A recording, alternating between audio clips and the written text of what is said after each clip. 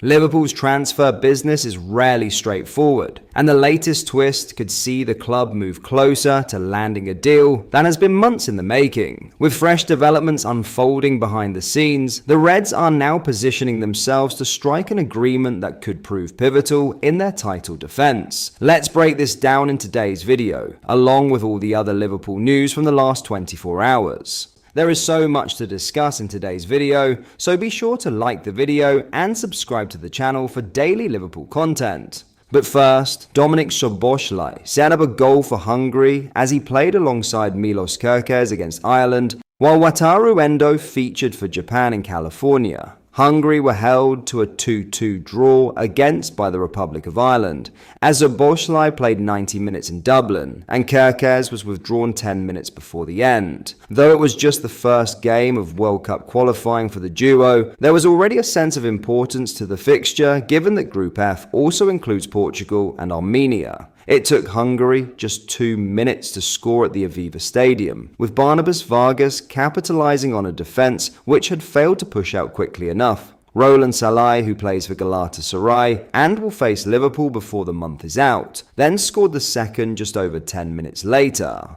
Szoboszlai delivered the out-swinging corner, which the tall attacker glanced on beautifully into the far corner with his head. That would be the high point for Hungary though, as Ireland then get on top, dominating and eventually finding a deserved 93rd minute equaliser through striker Adam Aida, who has just moved from Celtic to Swansea. In what was a generally disappointing showing by Hungary, Szoboszlai and Kerkez were two of the team's better performers, rated at 7.6 and 7.2 out of 10 respectively by FOTMob. Next up for Hungary is another World Cup qualifier, Tuesday night's home match against Portugal. Roberto Martinez's Portugal side also played on Saturday evening, beating Armenia 5-0. Upon scoring his side's third goal, João Cancelo remembered Diogo Jota by producing his video game celebration. Elsewhere, Endo played 90 minutes for Japan, as he captained the team to a goalless draw in a friendly against Mexico. Played at the Oakland Coliseum in California, Liverpool's midfielder made 6 recoveries and was dribbled past just once in a solid display. The match was balanced, if not exciting, with possession split down the middle, and the most notable event coming in injury time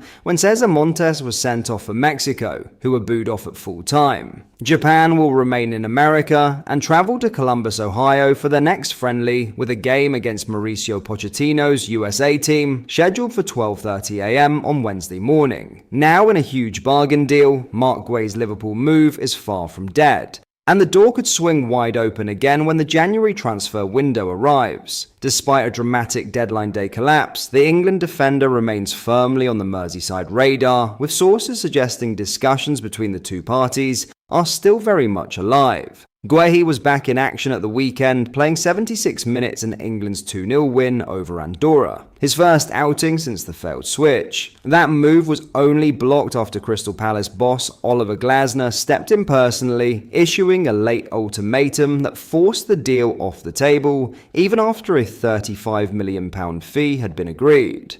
Palace's hardline stance now means January represents their last realistic chance to cash in before losing their captain for nothing. Reports suggest the club will demand around £25 million when the window reopens, a significant reduction on the previous valuation, and one that Liverpool are weighing up seriously. For Arne Slot's side, the situation presents a clear opportunity. Sources maintain Liverpool remain front runners for Guéhi's signature, and the open dialogue has continued since the failed move, with both parties considering whether to push the button in January or wait until the summer. Liverpool's interest is no secret. The club's bid of £35 million on deadline day proved they have the funds to act, while Guéhi himself is believed to be leaning towards Anfield as his next destination. Still, with Palace under fire for potentially disastrous business, risking losing their captain for free after already cashing in on Eberechi Eze for £60 million, The saga could quickly escalate once other clubs inevitably join the chase. For now, Gué's future remains finely poised. Liverpool know they are in pole position, but the clock is ticking. Come January, they will need to decide whether to pay up and secure their man, or risk entering a fierce summer battle for one of English football's most sought-after defenders.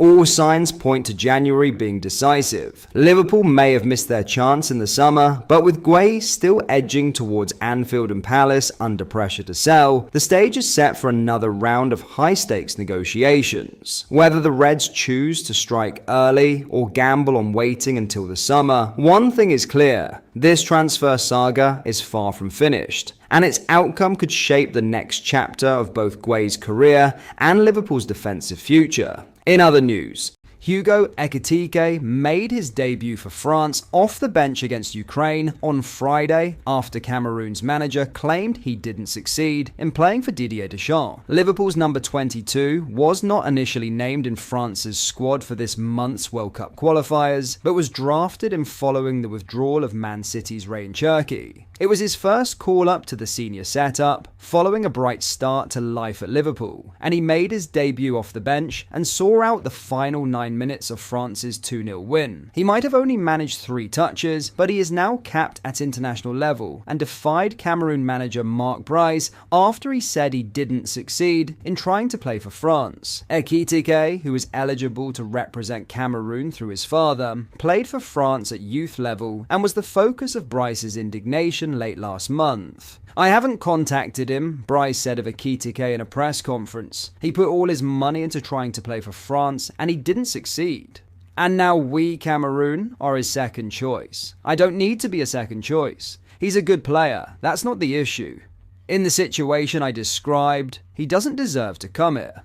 Bryce closed the door on pursuing the striker, but Ekitike's appearance for France makes his declaration moot, as he has now played a competitive match after turning 21, making him ineligible to switch. It removes the possibility of the 23-year-old missing parts of the season due to the Africa Cup of Nations, which will see Mohamed Salah miss games later this year in December and January.